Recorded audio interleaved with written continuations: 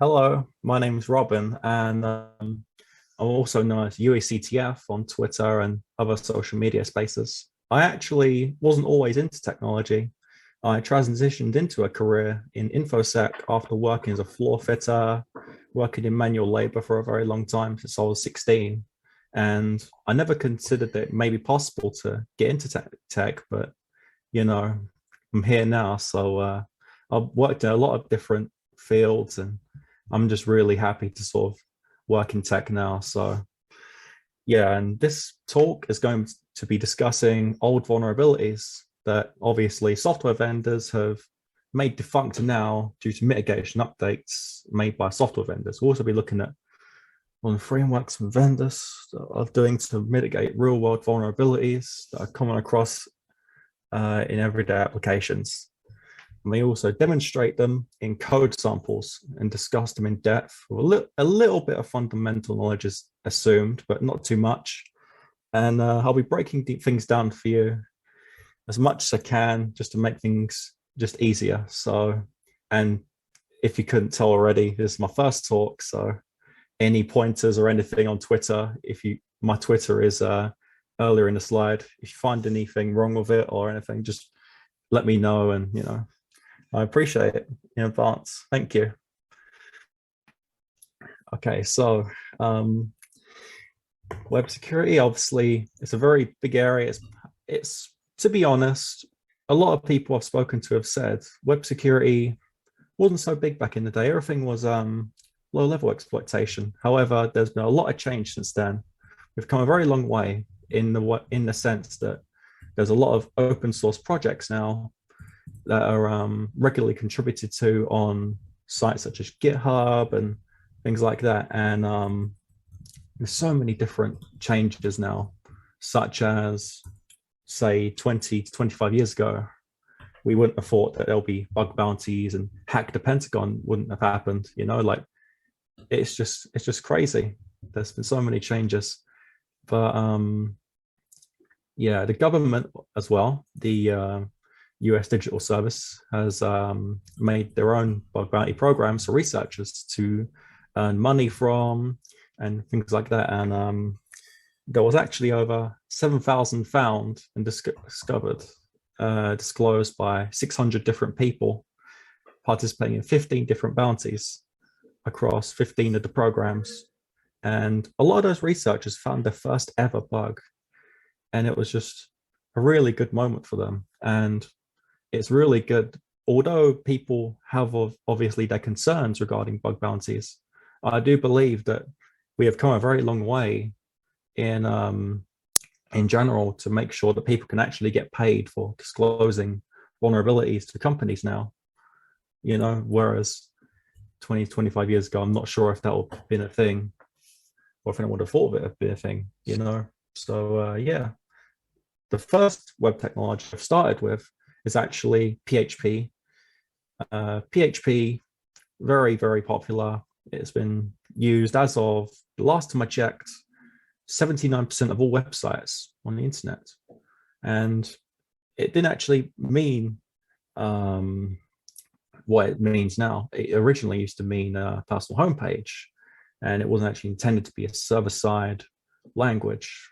And it's grown into a huge thing over the last 2-3 decades, since 1996, I believe. And obviously, within the security field, it is no secret that obviously there is a lot of different bugs within PHP, and such as, to name off the top of my head, type juggling, local file inclusion, remote code execution. There's so many different bugs, and it has been an epicenter for many of them.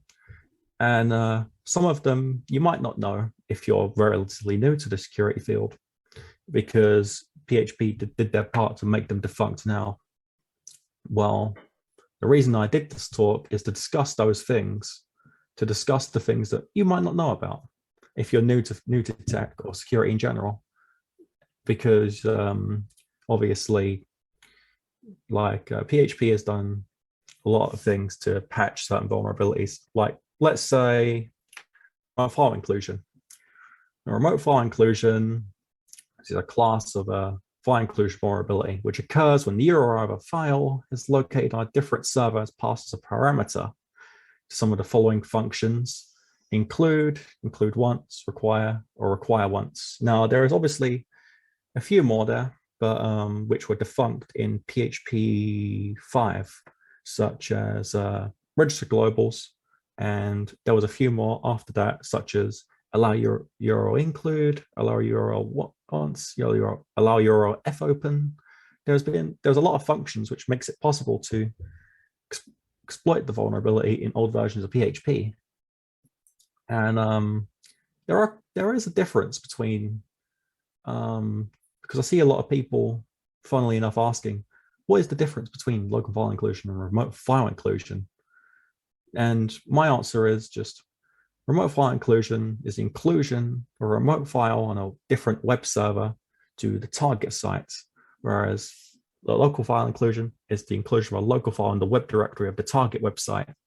And both of them can be achieved, both of them can be used to achieve remote code execution, albeit through different methods, of course. Of course, with local file inclusion, there are ways to gain code execution that, like in the modern world and everything, but they are different. There are a little difference. So I've reproduced some steps here, which shows how it works. So step 1, you're obviously going to get the URL and inject it into the web application.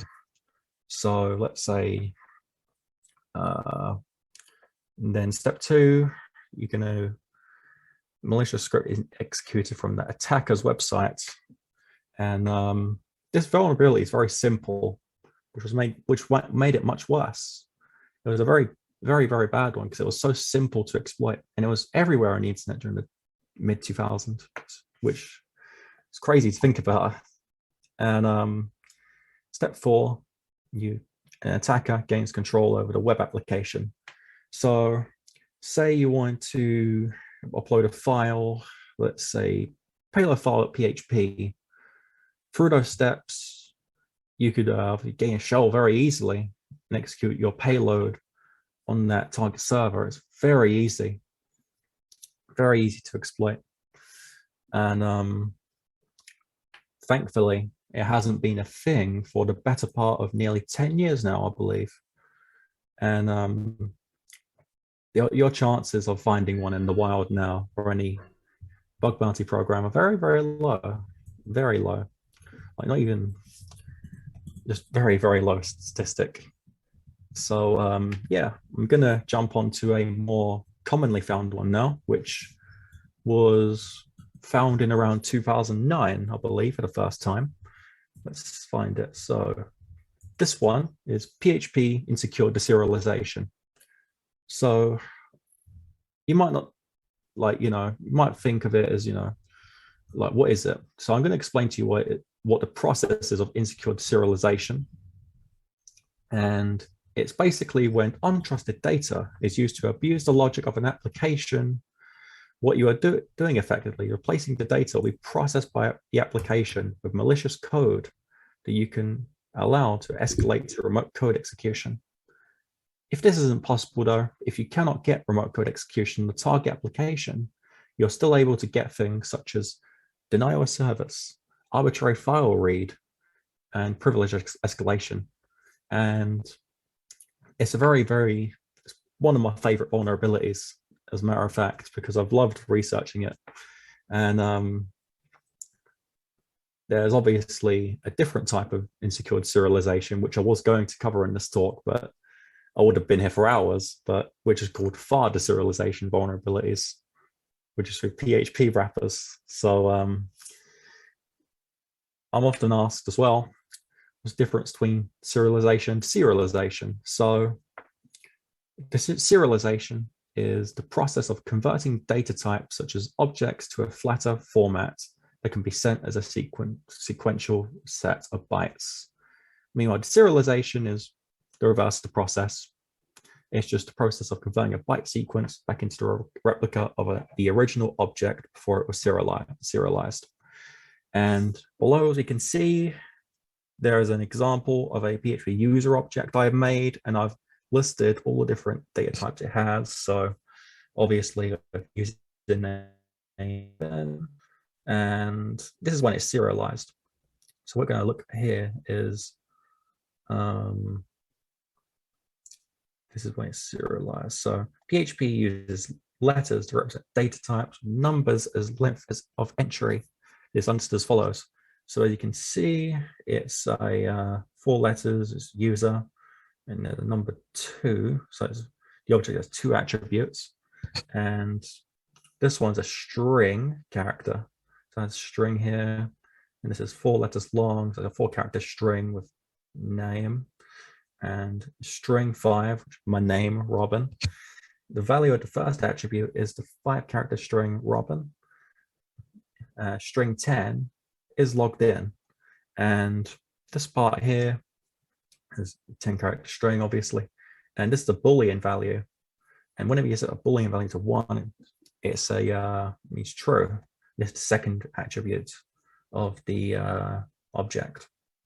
So I feel like that covers the basics of serialization in a little while. And next I'm going to show a practical, well, not so practical, more of a scenario in which it could happen. So this is the second part. So PHP Insecure Serialization part 2. Now, let's say we have a bug bounty, and for whatever reasons, my mistake. So I suppose hypothetically that we would like to escalate privileges on the service. We want to get to admin accounts. If we can preserve a serialized object, then we'll be able to create an object on the server side of the service with modified attributes and values. So hypothetically, this is not a very common situation, but I feel like it's the perfect situation to explain how deserialization works. So hypothetically, the server uses a serialized user object to store data about user sessions in a cookie. If an attacker spotted the serialized object in a HTTP request, they might decode it to find the following byte stream.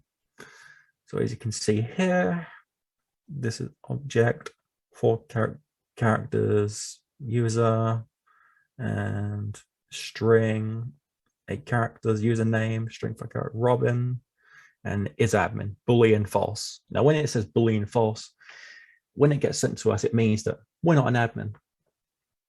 We're not an admin currently. So as you can see, we notice there is an is admin attribute at the end. If we were to change the Boolean value of is admin to 1, which is true, recode the object and overwrite the website administrator's cookie value with this new modified value, this will not have much effect unless the website uses the cookie and the user check if the user has admin functionality. So below is some PHP code, and what this does is this is checking if the user has admin functionality. And if we set our objects to true, then it would allow us to send that object, and obviously we have admin functionality. And we'd easily be able to gain admin privileges on the service. And it isn't that easy though. Supposing there's no checks ran on the objects or anything to see if there's anything that's not supposed to be there, any serialized objects, then it would work.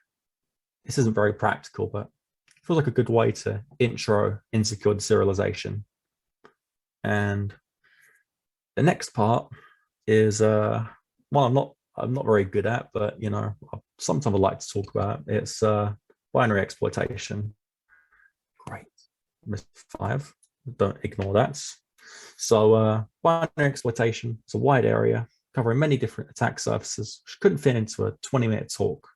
But I'll give a brief introduction to it and reproduce a timeline of the different mitigations against attack vectors, which have been implemented over the years. To put it simply, binary exploitation involves exploiting a binary to cause unintended behavior by giving it malicious input, which say you want to spawn a shell or disclose internal information or get some sort of information disclosure. So before we get into the types of vulnerability, I feel it's important to understand how they work and give a brief overview on how the stack works. Also include the heap, and the heap I'm not very good at, however I've included it, and I've explained what it means. So what is a stack? So a stack is a linear data structure which in memory, which is used to store data in a last in, first out manner. This means the item that was last placed on top of the stack will always be the first to get removed.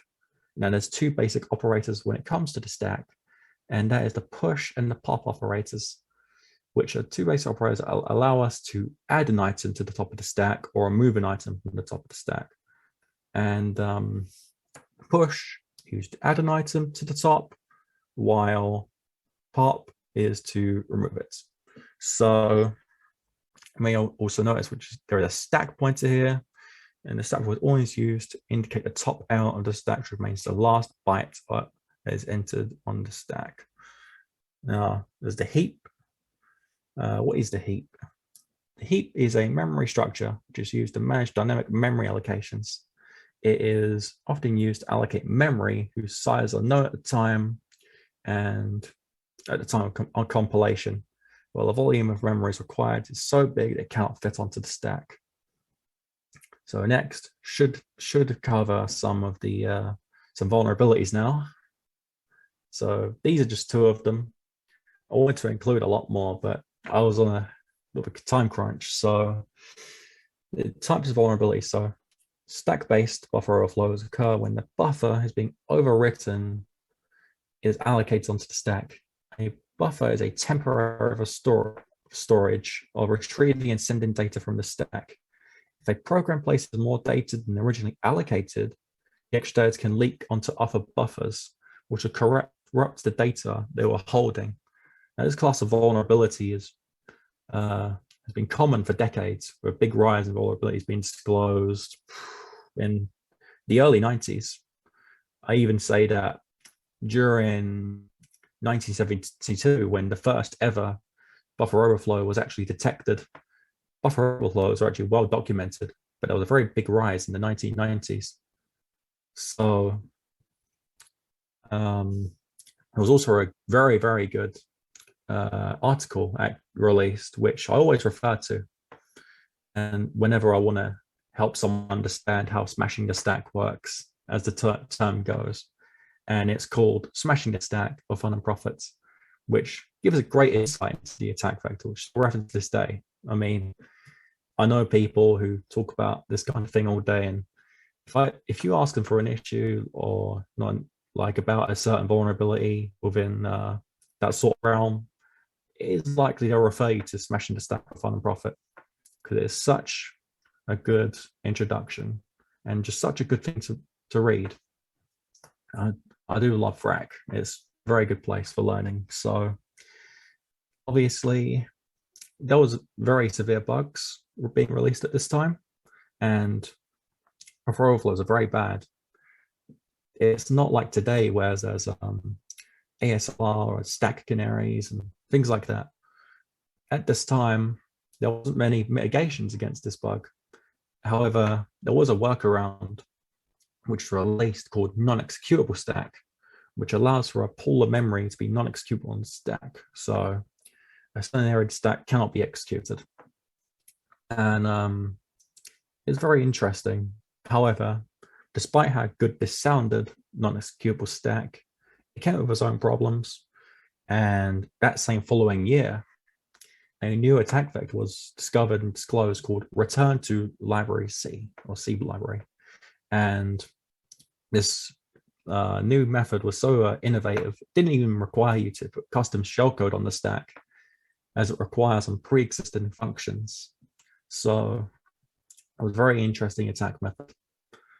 And so there's also the heap overflow. I'm not very good at these, but they're also a very much more difficult area. So a heap overflow is a type of buffer overflow, but instead of the stack, it occurs in the heap area memory. The buffer that can be overwritten is allocated in the heap area memory. The heap is used by applications to dynamically allocate buffers of varying sizes. These buffers are susceptible to overflows, supposing there's no checks to see what the data is.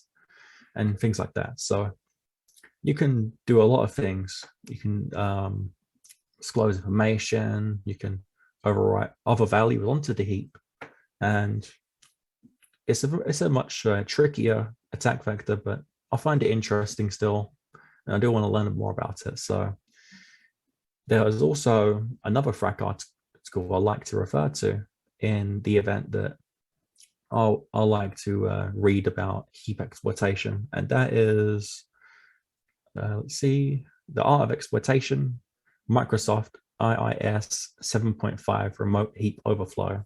And this is a walkthrough of a park of a vulnerability, a remote heap overflow in Microsoft IIS web server in 7.5. And it's very good, and very good walkthrough.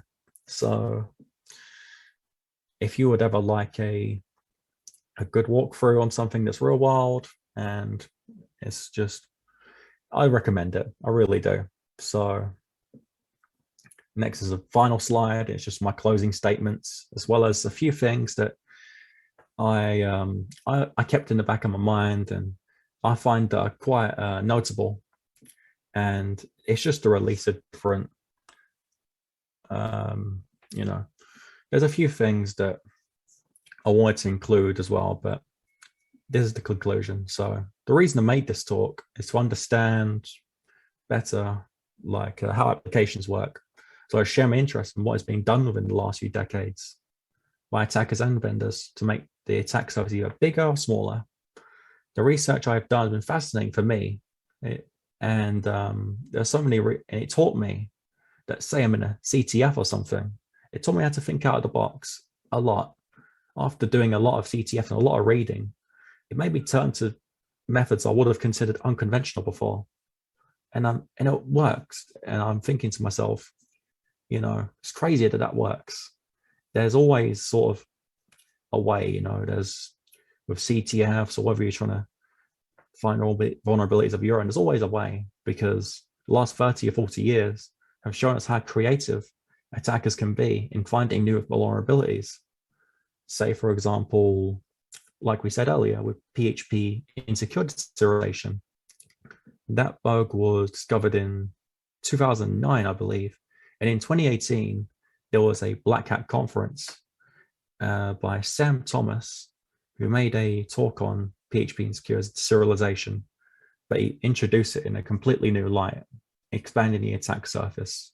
And that's just one example I can name where there's been an attack vector, but a researcher has just took it to the new level and just introduced so many different possibilities. It's really, it really is inspiring to me when I see things like that, when I see conferences that just teach me so much about different possibilities of exploiting a bug. So yeah, I learned that, what's it called? Once I put my mind to it, it isn't hard. It isn't hard to just sort of keep learning. Obviously, it isn't like a cakewalk or a walk in the park, but it's a little less harder once you're fully engaged and you're having conversations with people and you're just gaining better understanding of how things work. And yeah, that's my talk. So anyone have any questions? Yes, people do have questions. Do you want to take the first one, Skelly? Sure thing. By the way, this was such a nice talk. It was so full of information. There was so much to learn. And now you have, by the way, tons of people who want to pick your brain to know more about your topic. So Sure. hopefully you don't get jumped after this, but there's a couple of people that are definitely interested in hearing what you have to say more on this. And some people are upset about some PHP comments, but that's for another day. All right. First question. You ready? Yeah, sure. Okay, so you say PHP has improved lots over the years. Are there any specific classes of vulnerability that you still see in more recent developments or deployments? Sorry. To be honest, when I say it's improved over the years, I mean, there's some vulnerabilities which are really bad, obviously, which are completely gone now. And obviously PHP when I talk to people in like communities, they always say, "Oh, PHP," but honestly, there are some vulnerabilities which existed 15 years ago, which don't exist now at all because of what PHP do. So I don't really see that much in engagements. Obviously, when I'm doing engagements, a lot of it's just very sort of real world, and it's not like CTFs or anything. And there's just very new kind of bugs and things like that. So yeah. Awesome. Nikos, would you like to do the second question? Yes. So there was a question from Twitter. Do you have any good tips for working through and coping with migraines? Oh man, I'm the worst person to ask. I've had migraines for the last 2 weeks. So Well, I you're guess coping apparently. yeah, I mean, I guess just turning the screens off and just sort of having enough water, taking some time away from the screens definitely helped, because when I was moving, because I was moving a lot of the time, I was making this talk, and I would spend every waking moment of the day when I moved on different projects, and I get a lot of migraines. So when I took some time away from the screens and I went outside for a walk and had enough water and things like that, then it helped a lot. It did help a lot. Just getting away from the screens a little bit instead of spending every waking moment of the day on them. Yeah. Yeah.